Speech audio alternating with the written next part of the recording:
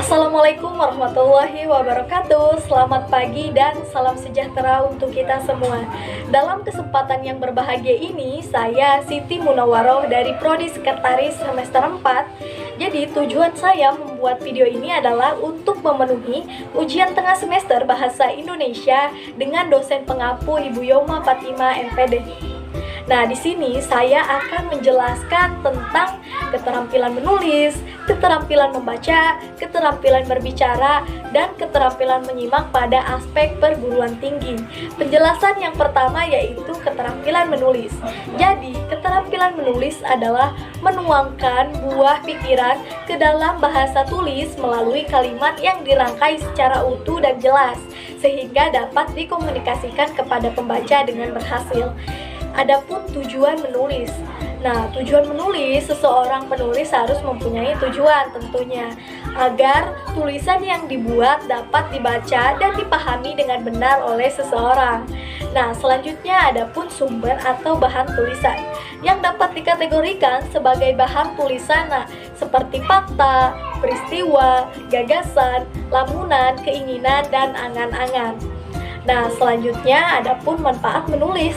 Jadi manfaat menulis itu yang pertama dapat memperluas dan meningkatkan kosakata yang belum diketahui karena banyaknya membaca. Dan yang kedua itu dapat melancarkan tulis menulis baik kalimat, paragraf maupun wacana. Yang ketiga, dapat mengembangkan suatu gaya penulisan sendiri. Nah, yang keempat, secara material dapat memperoleh honorium di mana sebagai profesi sampingan. Yang kelima, secara non-material dapat memberikan kepuasan batin. Nah, yang keenam, dapat popularitas di mana karena sebuah karya tulisannya. Nah, selanjutnya yaitu ada jenis-jenis menulis. Yang pertama ada eksposisi. Jadi, eksposisi bisa juga disebut pemaparan, yakni salah satu bentuk karangan yang berusaha menerangkan, menguraikan, atau menganalisis suatu pokok pikiran yang dapat memperluas pengetahuan dan pandangan seseorang. Yang kedua ada deskripsi. Jadi, deskripsi adalah pemaparan atau penggambaran dengan kata-kata suatu benda, tempat, suasana, atau keadaan. Nah, yang ketiga yaitu ada narasi. Jadi, narasi atau kisahan merupakan corak tulisan yang bertujuan menceritakan rangkaian peristiwa atau pengalaman manusia berdasarkan perkembangan dari waktu ke waktu. Yang keempat ada argumentasi. Jadi, argumentasi merupakan corak tulisan yang bertujuan membuktikan pendapat penulis. Jadi, meyakini atau mempengaruhi pembaca agar menerimanya. Nah, selanjutnya yang kelima ada persuasi. Jadi, persuasi adalah karangan yang berisi pemaparan. Selanjutnya yaitu penjelasan yang kedua, yaitu ada keterampilan berbahasa Indonesia pada aspek membaca di perguruan tinggi. Pengertian keterampilan membaca. Pada hakikatnya, membaca merupakan kegiatan yang menggunakan fisik dan mental untuk menemukan suatu makna dari tulisan. Walaupun dalam kegiatan itu terjadi proses pengenalan huruf-huruf, proses pengucapan tulisan untuk mendapatkan isinya. Nah, selanjutnya yaitu ada manfaat membaca. Jadi, manfaat membaca yaitu ada memperoleh banyak pengalaman hidup, jadi memperoleh pengetahuan umum dan berbagai informasi tertentu yang sangat berguna bagi kehidupan. Yang kedua yaitu mengetahui berbagai peristiwa besar dalam peradaban dan kebudayaan suatu bangsa. Yang ketiga, dapat mengikuti perkembangan ilmu pengetahuan dan teknologi mutakhir di dunia. Nah, selanjutnya yaitu ada jenis-jenis membaca. Yang pertama ada membaca nyaring. Membaca nyaring atau membaca bersuara adalah suatu kegiatan membaca yang merupakan alat bagi pembaca bersama orang lain untuk menangkap isi dan berupa informasi bagi pengarang. Nah, yang kedua ada membaca dalam hati atau membaca senyap.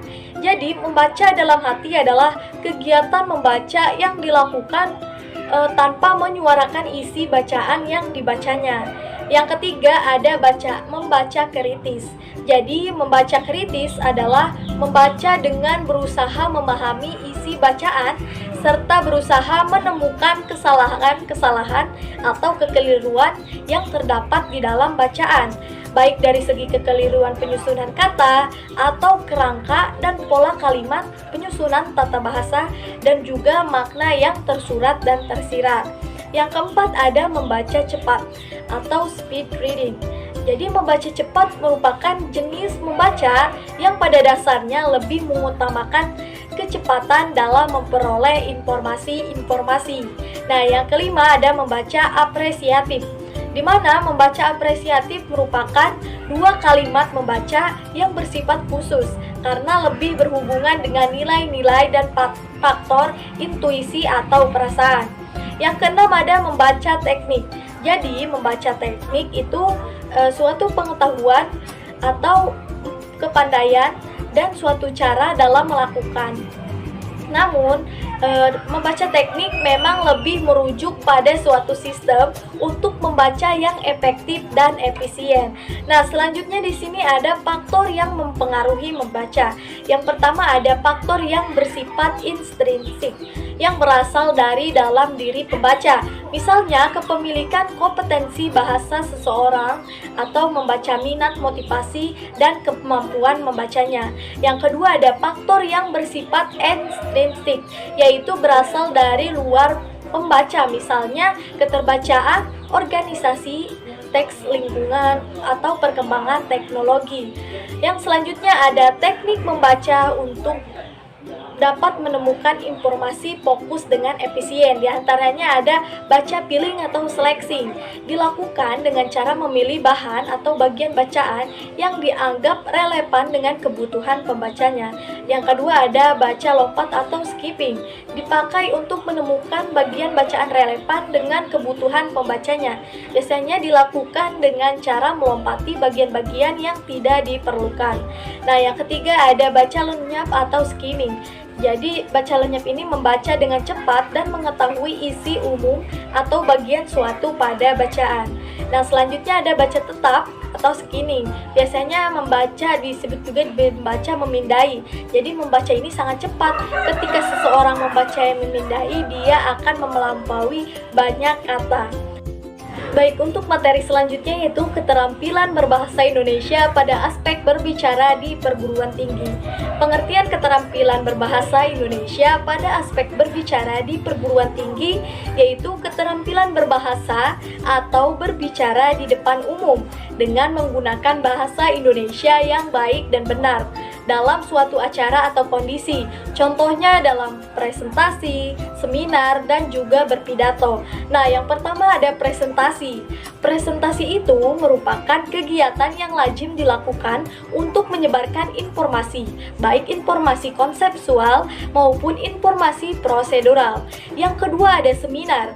Jadi, seminar merupakan pertemuan ilmiah yang dengan sistematis mempelajari suatu topik khusus di bawah pimpinan seorang ahli yang berwenang dalam bidang tersebut. Jadi, seminar merupakan suatu pertemuan atau persidangan untuk membahas suatu masalah atau pertemuan yang persidangan dalam seminar biasanya menampilkan satu atau beberapa pembicara dengan makalah atau kertas kerja masing-masing. Nah, yang ketiga ada berpidato. Berpidato merupakan salah satu wujud kegiatan berbahasa lisan. Secara wujud berbahasa lisan, berpidato mementingkan ekspresi atau gagasan dan penalaran dengan menggunakan bahasa lisan yang digunakan oleh aspek-aspek non-kebahasaan atau ekspresi wajah, gestur, otak, kontak, pandangan, dan lain-lain. Nah, selanjutnya yaitu ada pentingnya belajar keterampilan berbahasa. Nah, pentingnya belajar keterampilan berbahasa Indonesia pada aspek perguruan tinggi adalah yang pertama sebagai alat komunikasi yang melalui percakapan dengan kata-kata. Yang kedua, bahasa Indonesia merupakan bahasa nasional bagi rakyat Indonesia. Dan yang ketiga, bahasa yang merupakan sarana komunikasi bagi bangsa Indonesia. Yang selanjutnya, bahasa yang mempersatukan komunikasi dari berbagai suku di Indonesia. Bahasa juga sangat penting untuk dipelajari. Baik, untuk selanjutnya yaitu ada penjelasan mengenai keterampilan berbahasa Indonesia pada aspek menyimak. Menyimak itu sendiri merupakan salah satu keterampilan berbahasa yang utama. Menurut beberapa pendapat mengatakan bahwa menyimak sebagai suatu proses bahasa yang dimaknai ke dalam pikiran. Dengan kata lain, mendengar atau menyimak adalah suatu jenis mendengarkan dan menyimak yang meminta upaya kesadaran mental. Nah, adapun tujuan menyimak, yang pertama adalah mengingat rincian-rincian yang penting secara tepat, jadi mengenai ilmu pengetahuan khusus. Yang kedua, mengingat urutan-urutan sederhana atau kata-kata dan gagasan. Yang ketiga, yaitu mengikuti pengarahan-pengarahan lisan. Yang keempat, memparafrase suatu pesan lisan sebagai suatu pemahaman melalui penerjemahan.